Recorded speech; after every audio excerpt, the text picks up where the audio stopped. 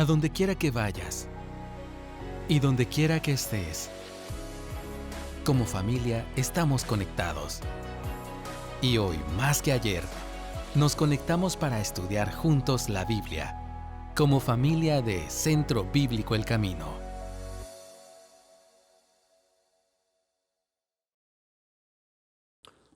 Buenos días. Recientemente tuve un problema. Cuando venía aquí, tenía el problema del Pancho Villa despeinado. Un bigote arriba y el otro abajo. Entonces hoy en la mañana dije, lo voy a emparejar, y lo emparejé mucho. Entonces espero que no funcione así como Sansón, que perdió el cabello y perdió la fuerza.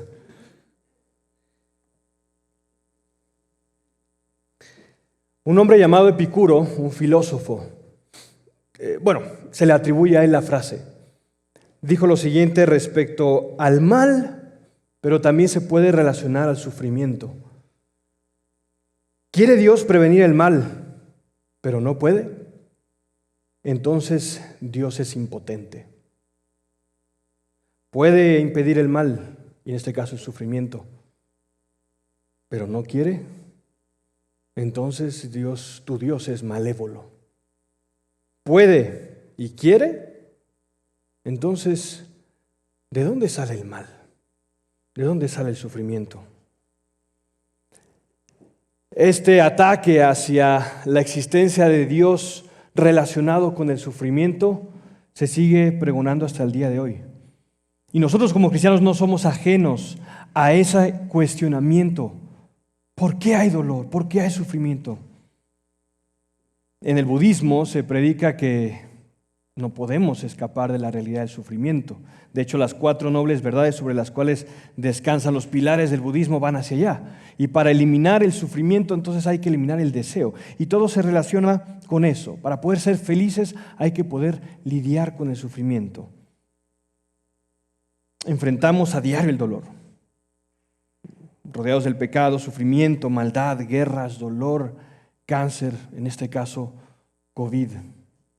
Y todo eso ocasiona sufrimiento y nos hace preguntar ¿por qué? Quisiera compartir brevemente con ustedes la historia de 5 misioneros cuyas familias experimentaron lo mismo. Hacia el 8 de enero de 1956, las playas de una pistita de aterrizaje en medio de la ladera de un río que los misioneros habían llamado Palm Beach o la playa de las palmas, amanecían con un río ensangrentado. 5 personas, 5 misioneros que habían dejado su país para ir y hablar de Jesús a una tribu que tristemente por la maldad y el dolor habían estado exterminándose unos a otros en guerras de vendetas y venganza, habían sido vilmente alanceados. Poco a poco fueron apareciendo los restos de estos misioneros. Por ahí un zapato, por otro lado un reloj. A lo lejos, un cuerpo que había sido llevado por el río, por cuya espalda sobresalía una punta de lanza.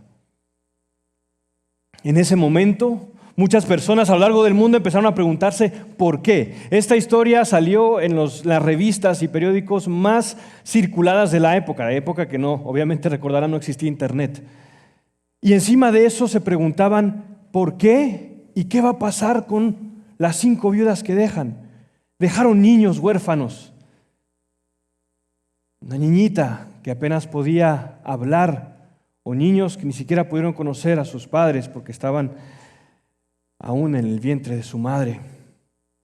Y esa triste historia, esa historia de personas que de corazón querían servir a Dios e ir y predicar y acabaron alanceados, nos recuerda el dolor.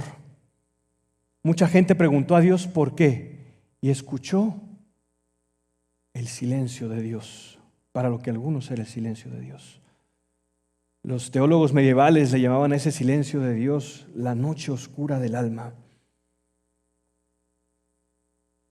Y cuando nos confrontamos con esto y buscamos aliento de Dios en su palabra, y llegamos a un texto como 2 Corintios, nos puede causar dudas. ¿Cómo Dios me puede hablar en esta situación? Y volviendo a leer el texto, 2 Corintios 1:3, Pablo, hablándole a una comunidad que en algunos momentos cuestionaba su autoridad, dice: bendito sea el Dios y Padre de nuestro Señor Jesucristo, Padre de misericordias y Dios de toda consolación. Padre de misericordias y Dios de toda consolación. Antes de preguntarse y empezar a discurrir sobre los motivos teológicos por el cual el sufrimiento existe, etcétera, etcétera, Pablo lo que hace es ir a Dios, alaba a Dios. Ante el sufrimiento, lo primero que hizo Pablo: bendito sea Dios y Padre. Bendito sea Dios y Padre. Un estudioso de la Biblia llamado Craig Kinner dice que los judíos creían que participaban como un cuerpo en la experiencia de los que habían partido antes que ellos. Para Pablo, de cierta manera también, los cristianos participaban de manera más íntima por el Espíritu que vivía en ellos y participaban de esas aflicciones. Ahora volvamos al texto. Dice: Dios y Padre, Dios de toda consolación. Nos consuela, ¿por qué? Porque sufrimos. Y la pregunta: ¿por qué sufrimos? Hay un teólogo, estudioso y aprendió mucho de teología, llamado C.S. Lewis. Él escribió, tal vez han escuchado, un libro famoso, Las Crónicas de Narnia, que ya pronto van a salir una serie, ojalá que salga bien la serie, sobre precisamente eso. Salió, y parece que estaban en proceso de filmación. El caso es: él era ateo. Antes de ser cristiano era un ateo acérrimo, y de los problemas que a él más lo confrontaban y los cuales lo detenían para creer en Dios era el sufrimiento. Hasta que un día él dijo, más bien dicho, se detuvo y pensó: ¿por qué el sufrimiento es un problema para mí? ¿Qué es el sufrimiento? Si vamos de acuerdo a la lógica darwiniana de la evolución de las especies, el sufrimiento es parte natural de la creación. Un animal devora a otro porque así funciona la pirámide alimenticia.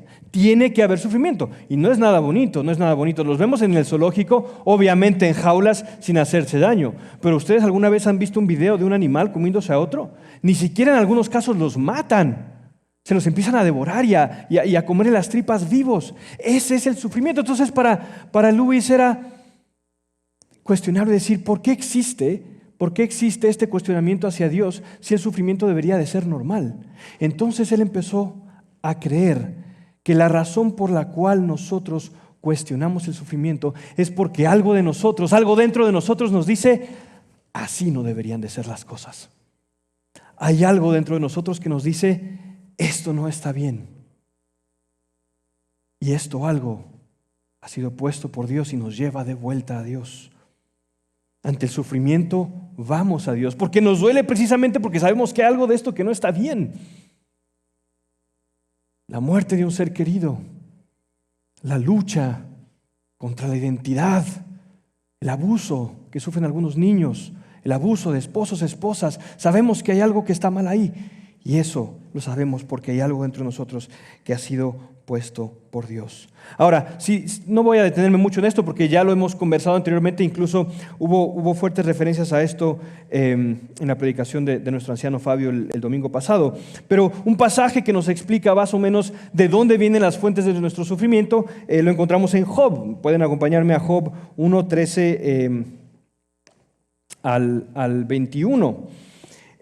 Voy a saltearme del 13 al 21 algunos pasajes. Recordarán que Job era una persona bastante acomodada, tenía bienes, y un día empiezan a caerle, podemos nosotros usar el dicho, le empieza a llover sobre mojado, ¿no?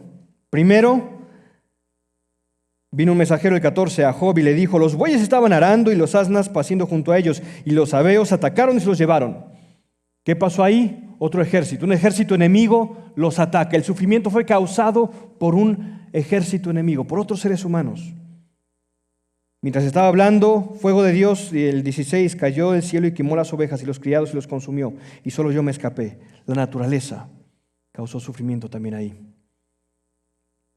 El 17 fueron los caldeos, otros seres humanos.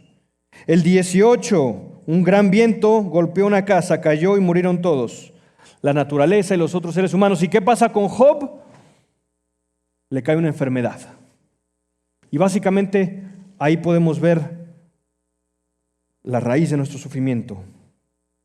El enemigo, la naturaleza, el prójimo y el pecado. Y Pablo también anuncia esta realidad, y él se hacía partícipe de esta realidad, tal como lo vemos en Romanos 8, 22 y 23. Y ese es un pasaje que me encanta porque para Pablo el asunto no era meramente de individuos que sufrían. Había un gemido cósmico. Romanos 8, 22 y 23 dice lo siguiente: pues sabemos que la creación entera gime y sufre hasta ahora con dolores de parto, y no solo ella, sino que también nosotros mismos, que tenemos las primicias del Espíritu, aún nosotros mismos gemimos en nuestro interior. Y el gemido es dolor. El gemido es dolor. El sufrimiento es dolor. Y la creación misma está en esos dolores de parto. Ahora, cuando una mujer está en dolores de parto, sabe que va a venir un bebé. Hay una esperanza. Hay algo bueno que va a venir, pero el proceso es muy duro, muy doloroso. Igual la creación. Y la mujer ya sabe que tiene algo que va a esperar, las primicias de algo. Nosotros también sabemos que tenemos las primicias de algo. Pero igual nos duele. Nos duele muchísimo la partida de un ser querido. Los hermanos que están sufriendo por enfermedad. Es duro sentirse alejado del resto de las personas, sentirse como un paria. No se pueden acercar a mí, pero los voy a enfermar a los demás. Es duro. Y los que están enfrentando cáncer, es duro. Ante la enfermedad y el sufrimiento, nosotros volteamos a Dios. ¿Puede haber dolor y maldad si hay Dios? Sí. Precisamente porque hay dolor y sufrimiento, porque nos es ajeno, es porque hay Dios. Y nosotros sabemos la explicación que se ha dado y sabemos las explicaciones teológicas que se dan del sufrimiento. Sabemos que está el control de Dios, su providencia. Están los designios del Señor que no conocemos, es un misterio. El dolor causado por la libertad y el libre albedrío que Dios ha dado a los seres humanos. Y decimos, porque hay mal, sabemos que hay un sumo bien. ¿Y por qué Dios lo permite? Su providencia y su voluntad nos es desconocida. Y a veces Dios en momentos nos lleva al igual que Job y nos sube y nos dice: ¿dónde estabas tú cuando creé yo la tierra? Lo interesante de Job es que cuando Dios lo lleva a esos lugares, ni siquiera Dios le explica el por qué. Dios no le da una respuesta, simplemente le dice: yo soy Dios. Pero Dios ese dolor lo puede transformar, usar, puede sanar y salvar. Ante el enemigo nosotros proclamamos el Christus Victor, el Cristo victorioso. Y ante la naturaleza, el Cristo vencedor de la muerte. Ante el prójimo, el Dios del verdadero amor y perdón. Y ante el pecado, la victoria final. Cuando te sientas en dolor y en sufrimiento, recuerda, primero, antes de empezar a cuestionar cualquier cosa, antes de pensar por qué, así como en este caso los misioneros, lo primero que hicieron las viudas fue orar, encomendar a Dios. No había respuesta para eso. Probablemente ellos nunca verían la respuesta. Probablemente muchos murieron sin ver la respuesta. Pero lo primero que hicieron fue voltear a Dios. Yo sé que es difícil. Yo sé que luchamos con esto. Estás luchando con autoestima. Estás luchando con muerte de un ser querido, con enfermedad. Lo primero que hay que hacer es voltear a Dios. Ante el sufrimiento, vayamos a Dios. Volviendo al texto número 2, me recuerda una parte de esta historia también. Verán, si fueras una de estas viudas, 25, 28 años, que pierde a su esposo, un esposo que deja todo para ser misionero, esposos con experiencia, en fuerza, en el vigor de la vida, y muere y te deja con un hijo, ¿qué harías? ¿Cómo reaccionarías? Tal vez regresar al lugar donde venías y estar en la estabilidad de tu casa y vivir tu duelo. Pues no todas lo hicieron así. Muchas decidieron que ese dolor los volcaría al servicio. Unas regresando y otros viviendo en servicio a Dios ahí, de regreso a su país de origen. No fue fácil para ellos, pero tampoco le dieron la espalda a Dios. sino que en su sufrimiento encontraron fe y propósito. Una de las viudas, llamada Elizabeth Elliot, tan solo 2 años después, ellos murieron en el 58, en el 56, en el 58, 2 años después de que pasó esta tragedia, ella estaba ya de vuelta con estos nativos. Los conocían como Aucas, ahora los conocemos como Guaudanis, sirviendo junto con su hija.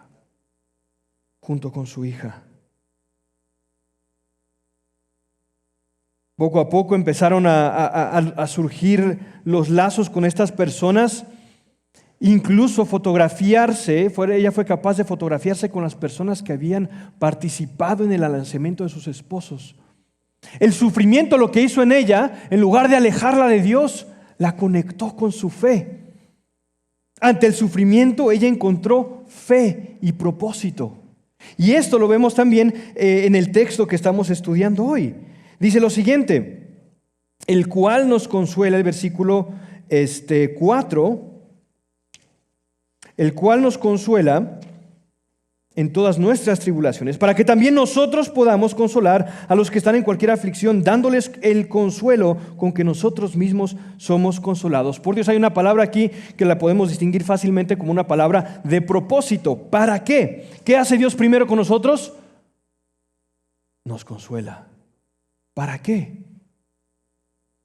Para que consolemos a otros, dándoles el consuelo con que nosotros mismos somos consolados por Dios. La fe y el sufrimiento van de la mano.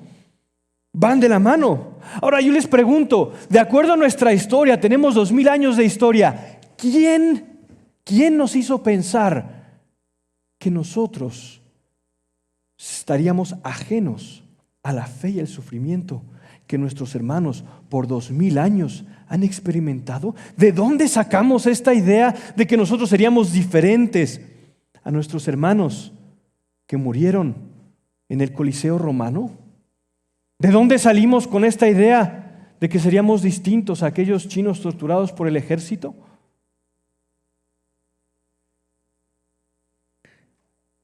Estudiando este pasaje, los estudiosos en un comentario comentan, perdón la redundancia, sobresalen estos versículos la palabra consolación, en el griego es paraklesis. Se acostumbra a pensar antes que esta palabra era una palabra similar a una droga que disminuía el dolor, pero no es el sentido. El sentido que le da el Nuevo Testamento es un sentido de fortalecer al hombre. Más que simplemente suavizar la herida, la consolación nos fortalece y nos ayuda a aguantar y sobresalir de la aflicción. ¿Cuántas veces preguntamos por la razón del sufrimiento y no encontramos una respuesta satisfactoria, como en el caso de Job en el Antiguo Testamento? Pero si captamos la idea que Pablo da, nosotros sufrimos y recibimos la consolación de Dios para que podamos consolar a los que están en cualquier tribulación y hacerlo con la misma consolación con la que fuimos consolados. Los quebrantados de corazón pueden ser más útiles cuando se trata de sanar a otros igualmente quebrantados de corazón. Nosotros ante el sufrimiento oponemos la realidad de la esperanza. Ante el sufrimiento oponemos la realidad del sufrimiento que santifica, nos hace más a la imagen de Jesús, el que también sufrió por nosotros. Ante el sufrimiento, como lo mencionaba Fabio, recordamos la parusía, la venida de Cristo, y en lugar de quedarnos atorados en nuestro sufrimiento, es transformado por medio de nuestra fe para ser también de consolación a otros. El día de hoy se va a jugar un partido muy importante en un deporte seguido por muchas personas de las que están aquí. Y tanto ese deporte como otros tienen lo que se le llama el Salón de la Fama. Ahí vemos trofeos que han sido ganados por personas que fueron los mejores corredores, los mejores mariscales de campo. Vemos los trofeos, vemos las medallas. Hay personas que pueden presumir todos los anillos que tienen y se pueden colocar en el Salón de la Fama. Otras personas han visitado el Salón de la Fama del Real Madrid. ¿A quiénes no les gustaría estar en el Salón de la Fama del Real Madrid? ¿A quiénes no les gustaría estar en el Salón de la Fama del cristianismo. ¿Cuál es el salón de la fama del cristianismo? Un vistazo. Vamos a Hebreos 11:32 al 40. Veamos el salón de la fama de nuestra fe. ¿Cuál es el salón de la fama de nuestra fe? Después del autor de Hebreos haber discurrido sobre algunas personas que habían mostrado fe en Dios, vemos el versículo del 32 al 40, Hebreos 11. Bueno, comienzo a leer. No, sí, está bien, desde el 32. ¿Y qué más diré? Pues el tiempo me faltaría para contar de Gedeón, Barak, Sansón, Jefté, David, Samuel y los profetas, quienes por la fe conquistaron reinos, hicieron justicia, obtuvieron promesas, cerraron bocas de leones, apagaron la violencia del fuego, escaparon del filo de la espada, siendo débiles fueron hechos fuertes, se hicieron poderosos en la guerra, pusieron en fuga ejércitos extranjeros. Yo quiero eso. Yo quiero apagarle las flamas, yo quiero cerrarle la boca a los leones como Daniel. Yo quiero estar en esa salón de la fama. Ah, sí, sigamos leyendo. Las mujeres recibieron a sus muertos mediante la resurrección. Otros fueron torturados, no aceptando su liberación a fin de obtener una mejor resurrección. Otros experimentaron insultos y azotes y hasta cadenas y prisiones. Fueron apedreados, aserrados, de acuerdo a la tradición del profeta Isaías. Se le colocó entre dos maderos y lo aserraron, lo cortaron por la mitad. Tentados, muertos a espada, anduvieron de aquí y allá, cubiertos con pieles de ovejas y de cabras, destituidos, afligidos, maltratados, de los cuales el mundo no era digno. No era digno, ¿por qué? Por sus sufrimientos. Errantes por desiertos y montañas, por cuevas y cavernas de la tierra. Su fe ante el sufrimiento, ellos encontraron fe y propósito. Por la fe nosotros alentamos al enfermo de COVID, abrazamos al deprimido y triste, somos las manos y los pies de Cristo. Nos aferramos a la vida, sí, pero también nos aferramos a la vida eterna. Anhelamos la segunda venida de Jesús. La pregunta que tenemos, ¿por qué Dios permite el sufrimiento? Tal vez podría replantearse, ¿por qué Dios no debería de permitir el sufrimiento? ¿Cómo podemos vivir nuestra fe sin el sufrimiento? Y de nuevo, este sufrimiento puede ser ocasionado por el gobierno oprimiendo, por el gobierno persiguiendo nuestra fe, por el jefe persiguiendo nuestra fe, por enfermedad, por cáncer, por leucemia. Y yo nos pregunto a nosotros como iglesia, ¿cómo alentamos a aquellos que sufren? ¿Cómo tú eres las manos y los pies de Cristo? ¿Cómo te unes a la nube de testigos que dan fe de su Salvador en medio del dolor? ¿Cómo puedes dar y tener esperanza en el sufrimiento? ¿Cómo transformas tu fe y disciplinas espirituales para que el sufrimiento sea de consuelo y aliento a todos? ¿Cómo perdonas? ¿Cómo te entregas totalmente? ¿Cómo consuelas a aquella hermana que ha sufrido a sus hijos? Aquella viuda que se ha quedado sin dinero y no puede proveerse por sí misma. ¿Cómo eres de aliento a aquella chica que tiene problemas y se ha querido suicidar 3 veces?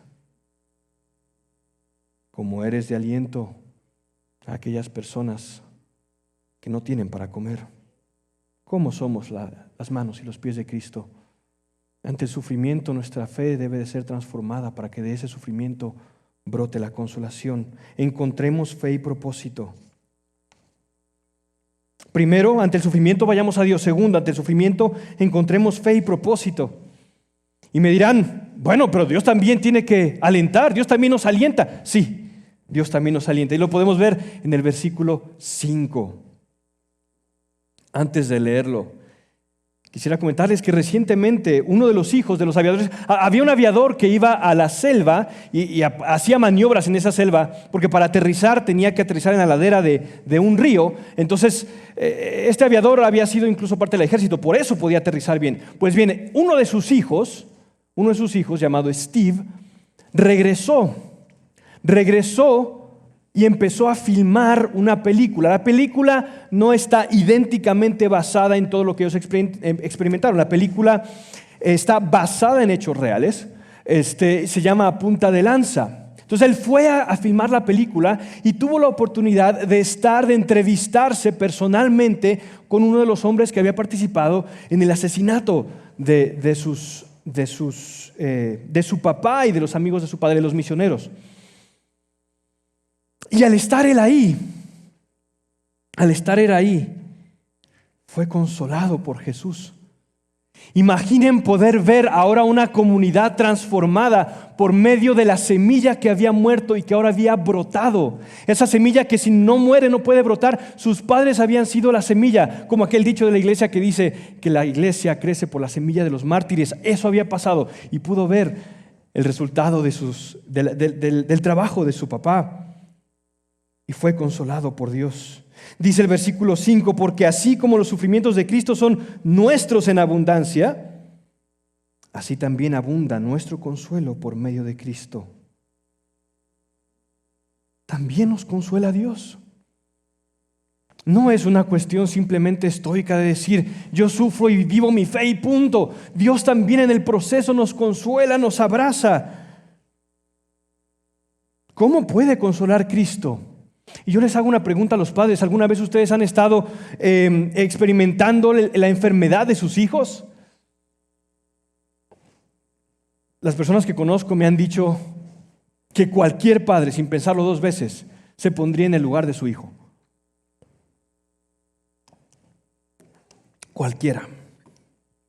Para poder tener empatía, para poder consolar a alguien, tenemos que estar en sus pies, pararnos en sus zapatos. A mí me ha tocado escuchar de personas que me cuentan del dolor, sufrimiento, cáncer, enfermedad, lo que hemos hablado. Y no siempre he experimentado eso. Yo no he experimentado cáncer. ¿Cómo puedo consolar a alguien que ha experimentado cáncer? ¿Cómo puede consolarnos Cristo, siendo Él un espíritu, un Dios allá arriba, como erróneamente podrán pensar muchos? ¿Cómo puede Cristo consolarnos si nunca ha estado en nuestros zapatos? ¿Cómo puede Cristo consolarnos si nunca ha sentido el silencio de Dios? Y la historia nos responde con fuerza, no. Él escuchó, o más bien dicho, experimentó también el silencio de Dios.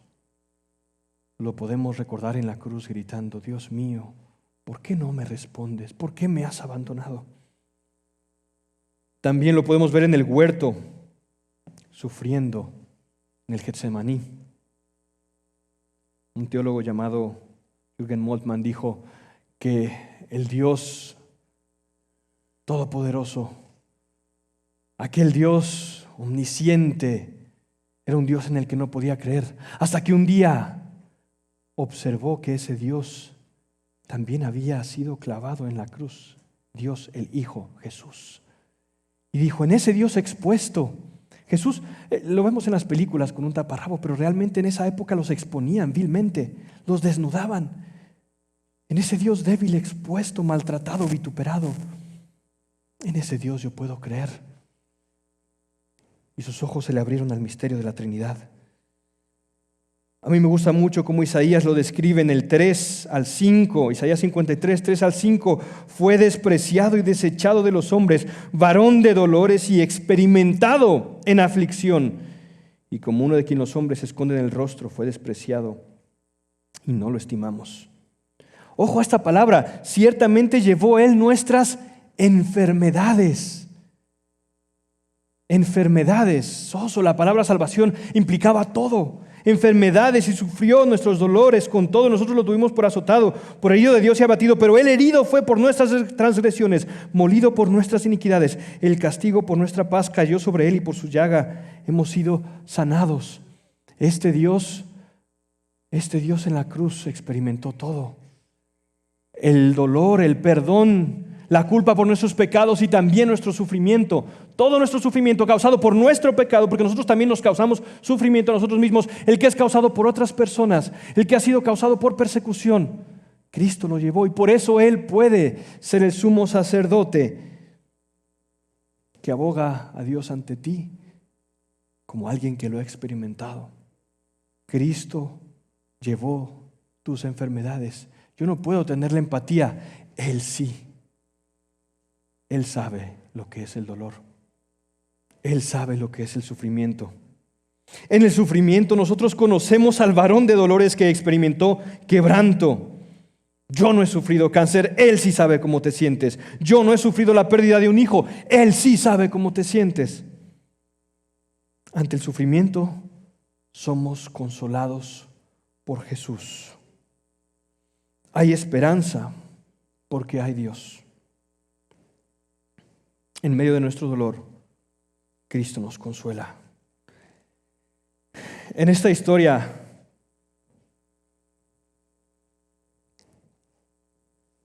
perdón, es que esto se relaciona también con algo que experimentamos en familia y solo Dios sabe lo que pasó en ese momento, pero en esta historia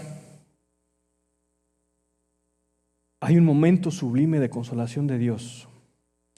Mientras Steve estaba filmando con su equipo de grabación la película a punta de lanza, ellos tenían una música de fondo y Mikayani, uno de los hombres que habían asesinado a su padre, cuando colocaron la música, volteó y dijo: ¿qué es eso? Es una música que estamos tocando. Esa música, dice, ¿esa música qué? Esa música estaba sonando cuando los matábamos. ¿Cómo? Sí, había una música y había unos hombres de blanco que estaban cantando. Mientras estos hombres morían y daban la vida por Dios, en medio de su sufrimiento, Dios los consoló. Dios los consoló. Y a todos nos consolará de manera diferente. Algunos mediante el abrazo de los ángeles, como Cristo antes de ir al madero en el huerto de Getsemaní, y a otros con el abrazo de su iglesia. Pero en medio del sufrimiento, Dios nos consuela. En medio del sufrimiento, somos consolados por Jesús. ¿Quiere Dios prevenir el mal, pero no puede? Entonces es impotente. Puede, pero no quiere, entonces es malévolo. Puede y quiere, entonces ¿de dónde sale el mal? A eso respondemos: Dios permite el mal y el sufrimiento por su soberana providencia, porque sus designios no son misterios. Sus caminos son más altos que nuestros caminos y sus pensamientos más que nuestros pensamientos. Puede, pero no quiere. No. Dios ha llevado el mal en sí mismo al enviar a su Hijo. Cristo ha sufrido el dolor y ha vencido a la muerte en Él. ¿Y entonces de dónde sale el mal? Nosotros respondemos: Dios puede y quiere, y el mal y el sufrimiento estarán hasta que llegue su parusía. Y con la creación en el proceso gritamos: ven. La última visión de Apocalipsis lleva esa impronta de angustia que clama por la venida de Cristo. Apocalipsis 22:17 dice: el Espíritu y la esposa dicen: ven. Nosotros como Centro Bíblico El Camino anunciamos y decimos: ven. Y en medio del sufrimiento decimos: ven. Dice Apocalipsis: y el que oye diga: ven. Y el que tiene sed, venga. Y el que desee, tome gratuitamente del agua de la vida. El que testifica de estas cosas dice: sí, vengo pronto. Amén. Ven, Señor Jesús. Oremos. Padre Celestial, nos unimos a tu iglesia. Nos unimos a la iglesia que por 2000 años ha sufrido. Nos unimos a la iglesia que por 2000 años ha sido testiga de que nuestra fe no es ajena al sufrimiento. Con tu iglesia decimos: Padre Celestial, en medio del dolor, vamos a ti. Con tu iglesia decimos: Padre, en medio del dolor y el sufrimiento, santifica nuestra fe. Y con tu iglesia decimos: en medio del dolor, consuélanos, Jesús. Padre, que el sufrimiento de esta iglesia, del sufrimiento de tu pueblo, el sufrimiento, el dolor y la enfermedad, sean la semilla que haga que tu iglesia tenga impacto en todas las naciones, que Centro Bíblico El Camino pueda ser de testimonio para tu nombre. Amén. Ven, Señor Jesús. A donde quiera que vayas y donde quiera que estés, mantente conectado con Dios. Y también conéctate con nosotros a través de nuestras redes sociales. Hasta pronto.